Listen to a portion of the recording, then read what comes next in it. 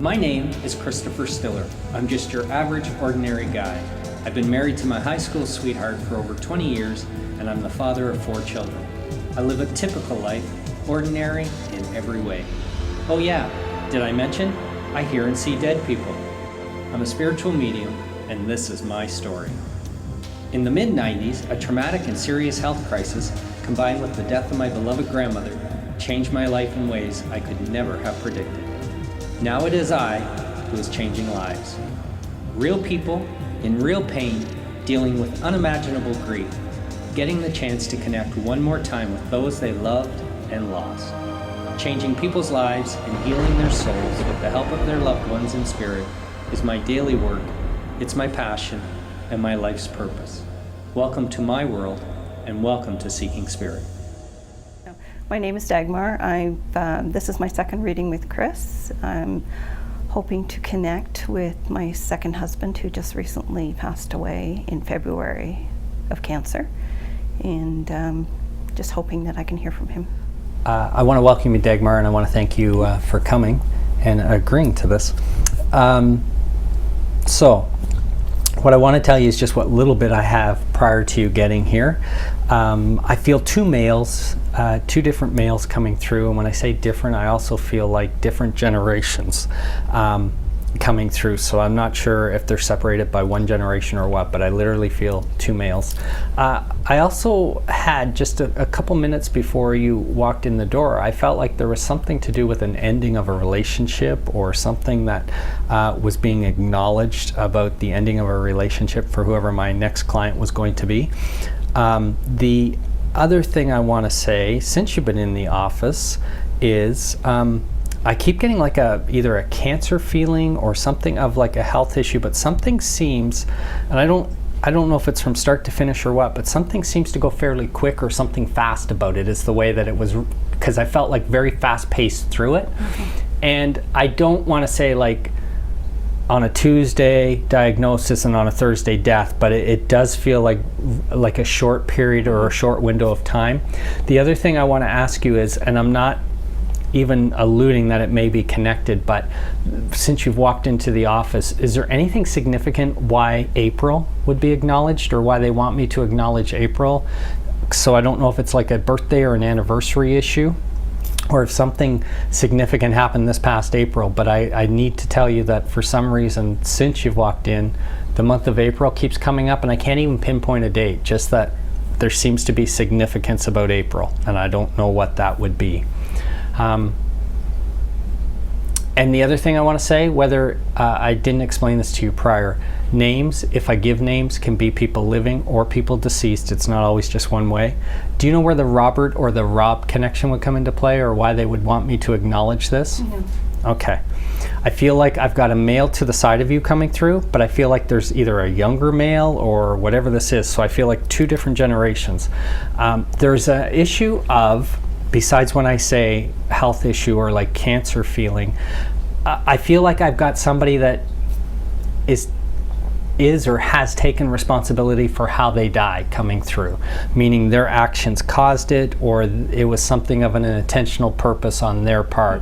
Okay, do you understand that? No. Okay, I don't know why. You don't know where the connection would be to a younger male to a younger male past where he would have ended his life. Okay, I just want you to know that I have somebody coming through that's talking about an asphyxiation. They came through the last time and I could never figure that out. Really? Mm-hmm. Same scenario. Mm-hmm. Same thing I'm telling you. Yeah. I don't know. I even talked about a hanging or asphyxiation.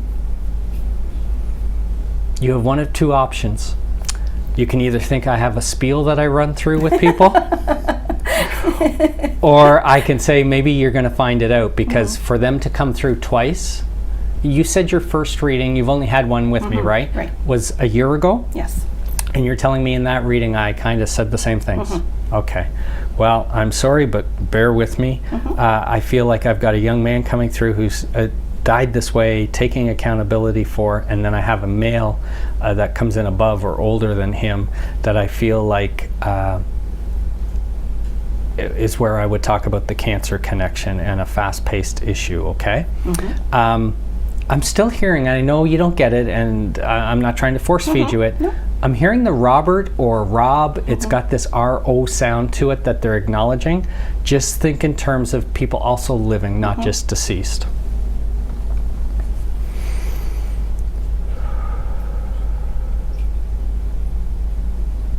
And this is not about the planting of a tree. Is there like a big tree that's like really important to you for some reason? I don't know what that means, but it feels older, or it feels like it's been there. But I've got a male talking about the significance or the importance, and it's not like in a memorial way. No. It's like protecting this tree or like looking after this tree, and there's not much you can do for a tree. Do you get why he might be bringing this up? Yeah. Okay. The other thing I want to ask you, he's just brought it up. I'm assuming it's the same gentleman talking. Do you know why he would make me feel like I got to talk about the esophagus area for him being problematic? Unless when I'm talking about somebody else. That's a good possibility. I don't know. And that could be. Because I don't know why. This is where I don't know if I said maybe about the retirement thing or the neighbor thing. It could be linked to somebody else, and I'm not differentiating it. But I feel like I've got an individual coming through talking about the throat or esophagus area and coming up, and the problems that were based there for him in life. And this person's passed. That would be my first husband. Is the other person So I'm the thinking of is second one. also a second husband? So I'm going to screw things up with a first husband and a second husband? That's not funny, but No. it's funny. Yeah, it's going to be difficult for you. Yeah. Because I haven't. Okay. Did they both go like cancer based? Wow. Wow. Okay. I might feel a bit like, or it might come across a bit like a ping pong ball.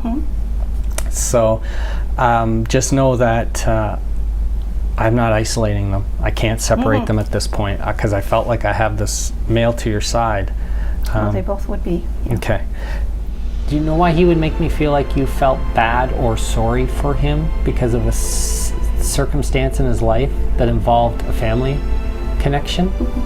Because I feel like you need to know, he says, I've resolved that in my heart and my head now.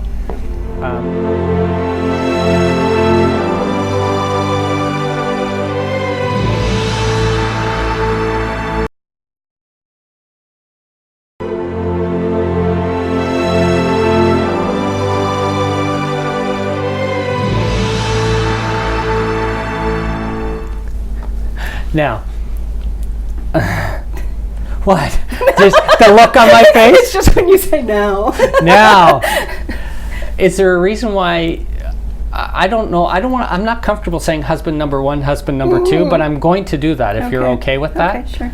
Do you know why he would make me feel like you would have aspects of he might have created problems for himself, or like he made his bed? And it's not like you're heartless, but in regards to what happens to him? Husband number one? Husband number one. Yeah. Because I got to tell you, whether it's right or whether it's wrong, I don't get all lovey-dovey.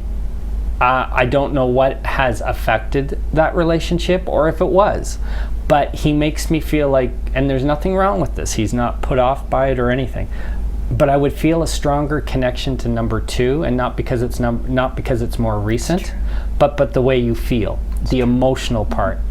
And I feel like you're not heartless. He's saying this. You're not heartless, and it's not that you can't be sympathetic, but I do feel like he brings stuff on himself at times, and he does not help himself out, husband number one. And I find that it's harder to be sympathetic with him for whatever the reason, whatever the groundwork, than it would be number two. I can't. So you get it? I get it. Okay. Thanks for your honesty. It doesn't make you a bad person. I hope you know that. He just is fully aware of it, and he's not angry. And usually, in all honesty, there's just reason or just cause for why that is, because the emotions are just there. Have you ever seen the professional poker players on TV? You probably hate it. I'll watch it. My wife just cringes. I just need you to know he makes me feel like you could be a professional poker player. And the reason he says this is because of the poker face. And he makes me feel like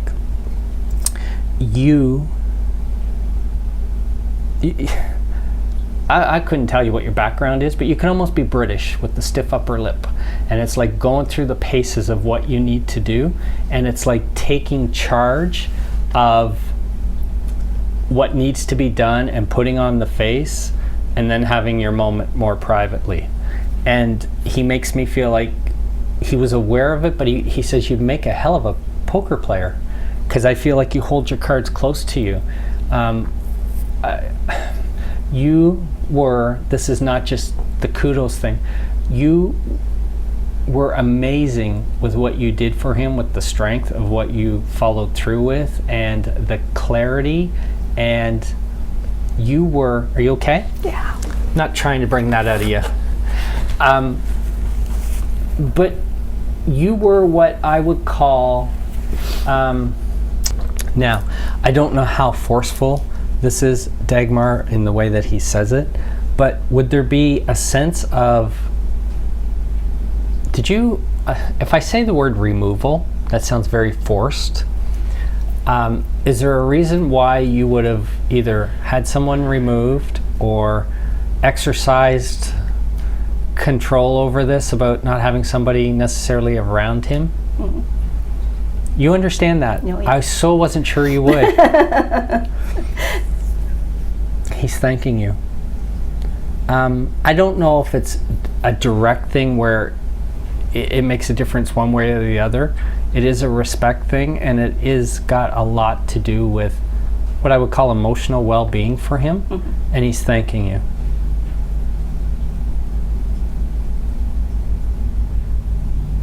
In a soft-spoken voice, he says, you're a tough broad.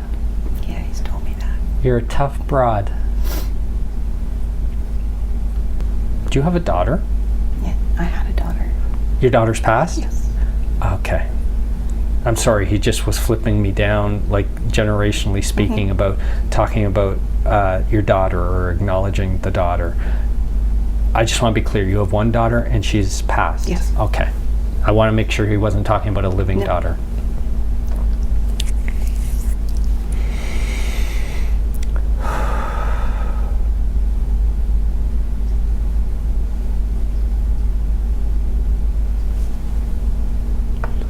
It's kind of a generic.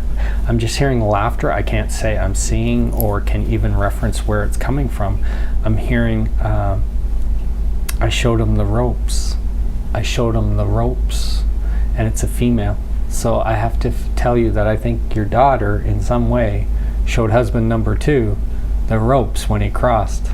So I just don't know why or what that means, but she helped him.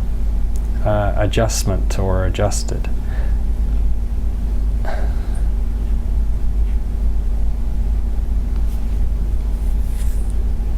Why do I feel like something brain related as far as something's not right or something is off is the way they're just bringing it up. It feels very much head based, and I'd have to say the That's brain. how she died. She died that way? Okay. I couldn't even tell you what it is. She just locks me in on the brain and the head.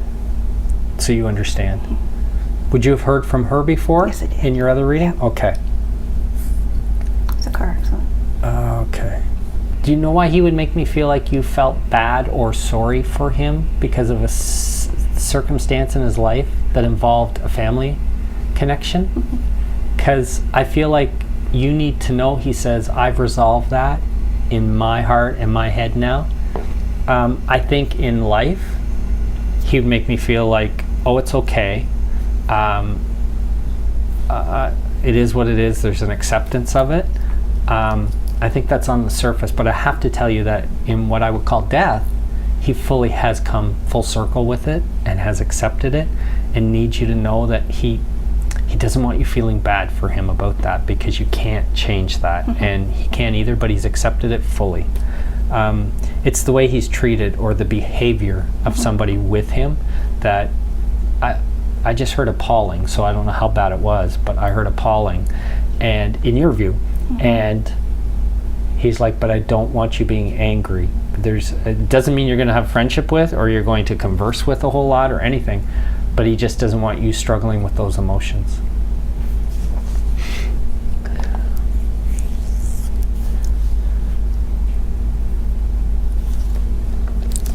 And it's okay for you to ask for help. He has you looking like Tim the Tool Man, Taylor. And I feel like you got a hammer in your hand. Is this recent? And he's like, honestly, there's two hats he's wearing. One is like, good on you for trying, good on you. But the other thing is, you stubborn thing, ask for help or get help. Or there's ways you could do it without paying, and there's certainly ways you could do it about paying, but you don't ask. And he's laughing because I literally felt like, you know how Tim the Tool Man's a bit of a klutz, if you ever watched? Well, you bring him humor, you bring him laughter. Now, what's the hammer thing? It's recent? Yeah. You tried to fix something or repair something? Or I've been having my basement renovated. And so that would mean somebody would be doing it for you. yes, but Why would I see you with the hammer? well, the person that was doing it wasn't Doing it good very enough. well. That is such a woman thing. So, Okay. you took it over. Basically, yeah. Are you happy with it? Yes. That's all that matters. The end result will Did be I what offend you when I want. said that's such a woman thing? No, no. Oh, okay. He shows me you at nighttime though, and it's not every night. But he talks about being with you. And you're going to cry if you need to cry, but he's like, please don't cry. Please don't cry. But you got to do, even in life he didn't like it, so it makes sense. Because he's like, please don't cry. And yet he knows crying's not bad. And a lot of times it's necessary, and it's very...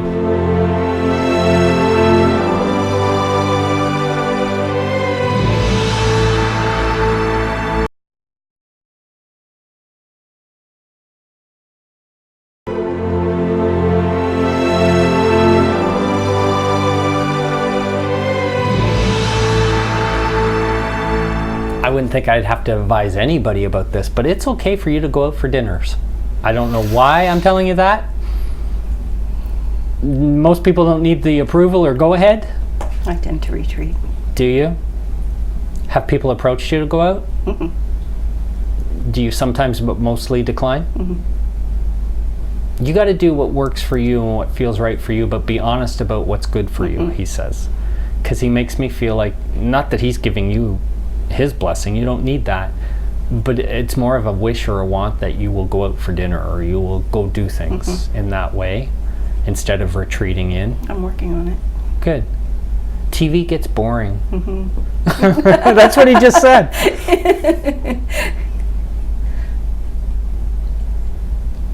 Now, this is not a horrible I don't want to blow it out of proportion, because I feel like ultimately actually you're fine, but not really about something. So I have to assume it's husband number 2. Is there a reason why he would make me feel like you weren't quite settled about something to do with either the grave or location of the grave? I don't feel like it torments you or it keeps you up at night, No. but I'm not happy though. can I just tell you, he's like, so if I say okay with it, Yeah. it's important to you, it's significant to you, it has meaning to you, but to him it's like a non-thought. It truly is.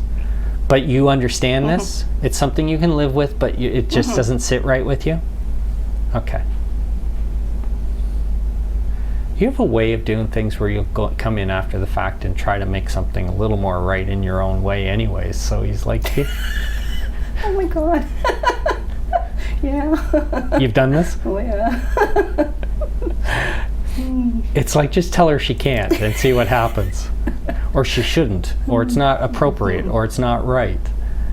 All I can say is good on you. Good on you, Dagmar.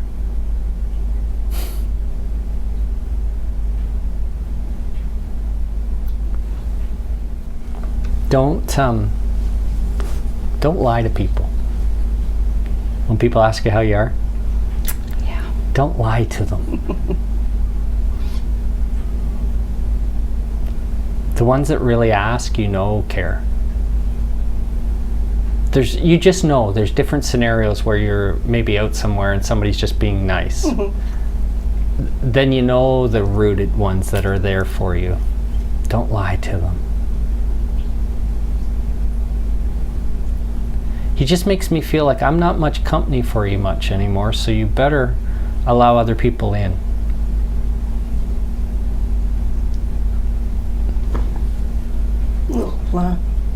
You okay? Yeah. You know what the image I keep seeing? God only knows if you ever do this. I keep feeling like you're eating a meal, like not even at a table. Like I couldn't tell you if you got a TV tray or what, but there's something like I feel like you're there and I feel like he's next to you and you don't even know it. And he's like, I'm not much company anymore, honey. Why? I haven't been feeling him a lot lately, no.